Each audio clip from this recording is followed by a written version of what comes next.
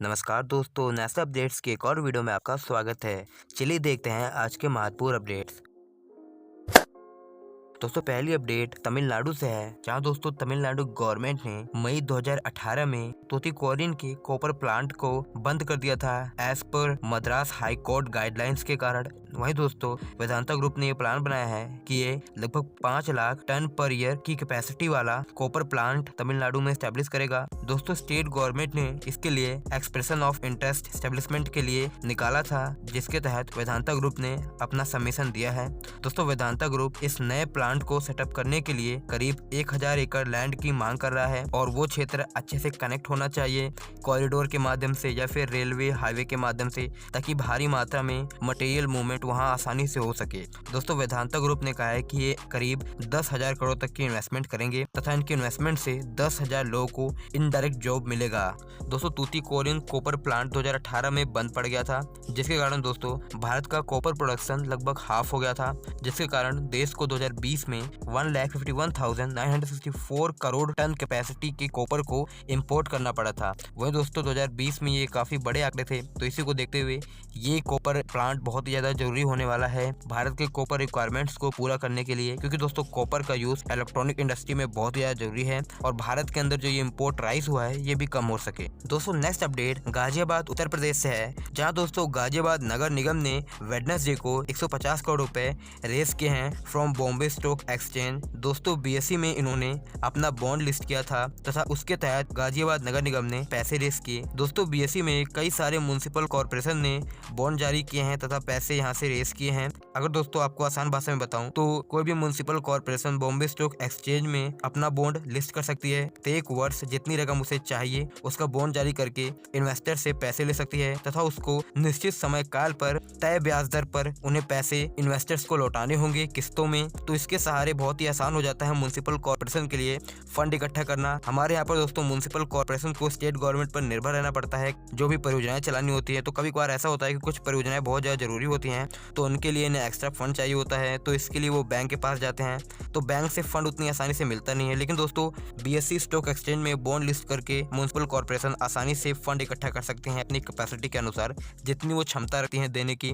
तो इस हिसाब से दोस्तों ये बहुत ही अच्छा है। और इससे पहले उत्तर प्रदेश के अंदर लखनऊ म्युनिसिपल कॉर्पोरेशन ने बॉन्ड के जरिए फंड लिया था और अभी उत्तर प्रदेश गवर्नमेंट वाराणसी और कानपुर म्युनिसिपल कॉर्पोरेशन के द्वारा बॉन्ड जारी हो सकता है तथा ये जो लोकल बॉडीज हैं ये भी फंड लेकर अपने क्षेत्र में जो प्रोजेक्ट चल रहे हैं उनको चला सकती हैं। दोस्तों नेक्स्ट अपडेट लखनऊ उत्तर प्रदेश से है, जहां दोस्तों करीब 1.83 किलोमीटर लंबा फ्लाईओवर बनकर तैयार हो गया है। दोस्तों ये परियोजना काफी एक्सपेंसिव थी, इसको पीडब्ल्यूडी और एनएचएआई मिलकर बना रहे थे। करीब यहाँ से अब प्रतिदिन 50,000 वाहन गुजर सकेंगे। दोस्तों ये फ्लाईओवर टेढ़ी पुलिया चौराहे पर बनाया गया है तथा इससे दोस्तों टेढ़ी पुलिया चौराहे पर जाम की समस्या से लोगों को निजात मिलेगी। इसका इनॉग्रेशन कल केंद्रीय मंत्री नितिन गडकरी और उत्तर प्रदेश के मुख्यमंत्री योगी आदित्यनाथ जी के हाथों होने वाला है। इसके अलावा दोस्तों लखनऊ के अंदर ग्रीन कॉरिडोर पर भी कल चर्चा होगी। दोस्तों नेक्स्ट अपडेट गौतम बुद्ध नगर डिस्ट्रिक्ट उत्तर प्रदेश से है, जहां दोस्तों Yamuna expressway industrial development authority से एक अच्छी खबर आ रही है। दोस्तों येडा ने न्यू नोएडा इंटरनेशनल एयरपोर्ट के लिए ऑफिस, फैक्ट्री, घर, प्लॉट्स बेचने के लिए 2 स्कीम चलाई थी। इन स्कीम में toy city, handicraft park, MSME park, industrial park, यहाँ पर घर, ऑफिस समेत कई सारे डेवलपमेंट के लिए ये योजनाएं चलाई थी। यहाँ पर दोस्तों येडा के अनुसार घर, फैक्ट्री और ऑफिस सेटअप के लिए बहुत सारे लोगों ने अपना सबमिशन दिया है। चूंकि इस क्षेत्र में कई सारे बड़े परियोजना चल रहे हैं, ये परियोजनाएं केंद्र सरकार की हैं, राज्य सरकार की हैं, तो इसको देखते हुए यहाँ पर बहुत सारे लोग अपना इंटरेस्ट दिखा रहे हैं। दोस्तों येडा ने 25 मार्च को प्लॉट्स बेचने के लिए सबमिशन स्टार्ट किया था, वहीं 15 अप्रैल तक प्लॉट के सबमिशन की लास्ट डेट है। ये सारी प्रक्रिया ऑनलाइन हो रही है। येडा की ऑफिशियल वेबसाइट पे जाकर इस प्रक्रिया के बारे में आप जानकारी ले सकते हैं। लगभग दोस्तों 367 प्लॉट्स के लिए सबमिशन शुरू किया गया था और अभी तक येडा ने रिपोर्ट किया है कि 4,450 लोगों ने आवेदन दिया है यहाँ पर प्लॉट्स खरीदने के लिए। इसके अलावा दोस्तों येडा अथॉरिटी ने रेजिडेंशियल फ्लैट्स वगैरह इन सबको भी आवंटित किया है। बहुत सारे लोगों ने अभी कुछ ही दिनों में बहुत सारे प्लॉट्स यहाँ से खरीदे हैं। दोस्तों इससे हमें साफ पता लग रहा है कि येडा सिटी का ट्रांसफॉर्मेशन कितनी तेजी से होने वाला है।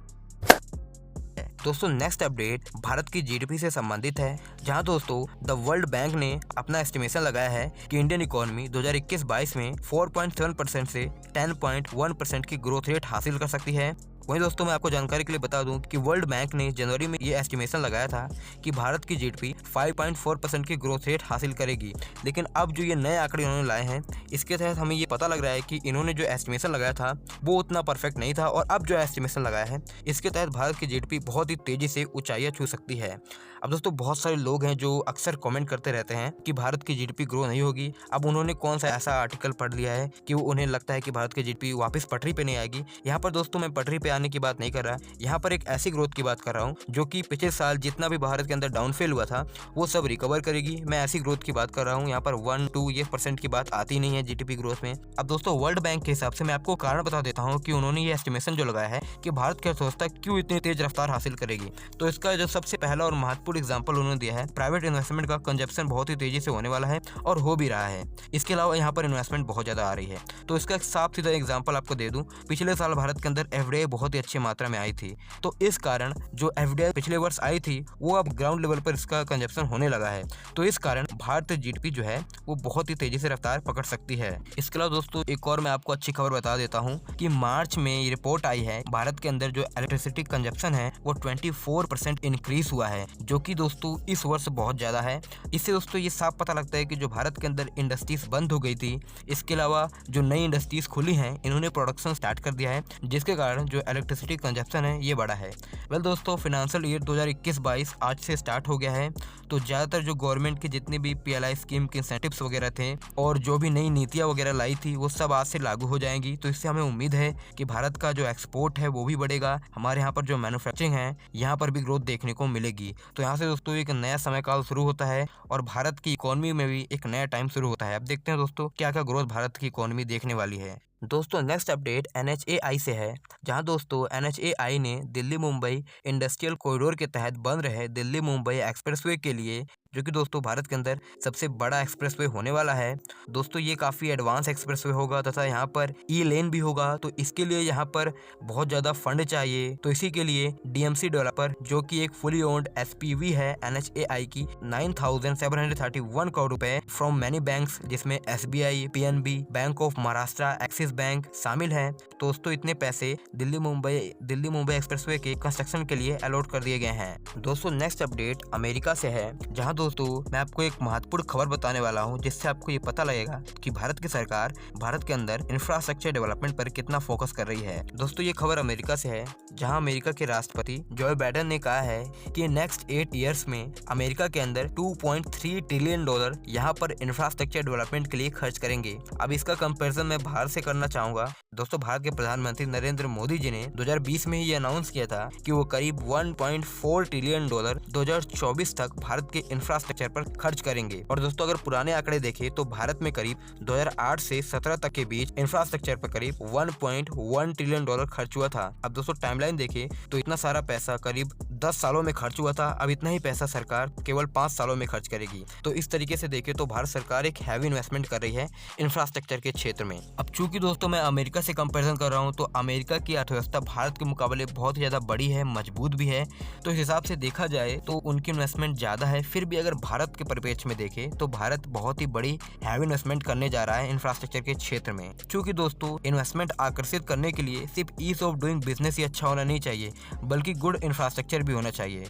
दोस्तों next update food processing industries से संबंधित है, जहां दोस्तों भारत की कैबिनेट ने पीएलआई स्कीम अप्रूव की है। फूड प्रोसेसिंग इंडस्ट्री के लिए करीब 10,900 करोड़ रुपए का इंसेंटिव देगी भारत सरकार। इसके तहत 4 मेजर फूड प्रोडक्ट सेगमेंट, इनके प्रोडक्शन पर कंपनीज को इंसेंटिव देगी गवर्नमेंट। इसमें दोस्तों ready to cook, eat food, processed fruit, vegetables, marine production, mozzarella cheese, इन सब पर इंसेंटिव गवर्नमेंट देगी। 2021 से 2027 तक गवर्नमेंट इस स्कीम को जारी रखेगी। इससे पहले दोस्तों सरकार ने renewable energy, smartphone, IT and hardware समेत कई सारे सेक्टर्स में पीएलआई स्कीम को अप्रूव किया था। अब दोस्तों ये फूड प्रोसेसिंग तक पहुंच गया है, यानी कि एक तरीके से भारत की सरकार अब एग्रीकल्चर तक आ गई है। दोस्तों अगर इसके फायदे देखें तो सरकार के मुताबिक करीब फूड प्रोसेसिंग इंडस्ट्रीज में 2.5 लाख लोगों को एम्प्लॉयमेंट मिलेगी। इसके अलावा जो छोटे छोटे फूड प्रोसेसिंग MSMEs हैं वो उभर कर आएंगी। इससे कृषि क्षेत्र में भी फायदा होगा। MSMEs और किसानों के बीच कॉन्टैक्ट्स बढ़ेंगे, क्योंकि दोस्तों जो MNC होती है, मल्टीनेशनल कंपनीज, उनके मुकाबले में MSMEs भारत के अंदर ज्यादा हैं। तो इस तरीके से किसानों को बहुत ज्यादा फायदा होगा, वो अपनी फसलें MSMEs को बेच सकेंगे, क्योंकि MNC जो है वो हर जगह तो आ नहीं सकती, तो MSMEs हर जगह रहती हैं, छोटी इंडस्ट्रीज। तो इससे दोस्तों किसानों को फायदा होगा, वो अपनी उपज बेच सकेंगे इन MSMEs को। दोस्तों नेक्स्ट अपडेट भारत के मेक इन इंडिया से संबंधित है, जहां दोस्तों भारत सरकार भारत के अंदर सेमीकंडक्टर कंपोनेंट के मैन्युफैक्चरिंग को प्रोत्साहन देने के लिए एक बड़ा कदम उठाने को तैयार है। दोस्तों भारत सरकार ने कहा है कि ये करीब $1 बिलियन कैश में देने को तैयार है उस कंपनी को जो भारत के अंदर मैन्युफैक्चरिंग यूनिट खोलेगी, सेमीकंडक्टर चिप्स का मैन्युफैक्चरिंग करेगी। दोस्तों ये बहुत ही बड़ी रकम है और भारत सरकार का एक बहुत ही बड़ा कदम है। दोस्तों भारत स्मार्टफोन मैन्युफैक्चरिंग को भारत के अंदर मजबूत करना चाह रहा है तथा भारत वर्ल्ड का सेकंड बिगेस्ट मोबाइल मैन्युफैक्चरर बनना चाह रहा है आफ्टर चाइना। दोस्तों सेमीकंडक्टर चिप भारत के लिए जरूरी है, न केवल स्मार्टफोन मार्केट के लिए बल्कि ऑटोमोबाइल इंडस्ट्री के लिए भी। मैंने इससे पहले आपको बताया है दोस्तों भारत सेमीकंडक्टर चिप के लिए चीन पर निर्भर है। और अगर दुनिया की बात करें तो दोस्तों दुनिया में भी कुछ ही ऐसे देश है जहां पर सेमीकंडक्टर चिप्स की मैन्युफैक्चरिंग होती है और यहाँ पर 2 डोमिनेंट कंट्री है, एक चाइना है, दूसरा ताइवान है। दोस्तों ताइवान इस मामले में नंबर 1 है।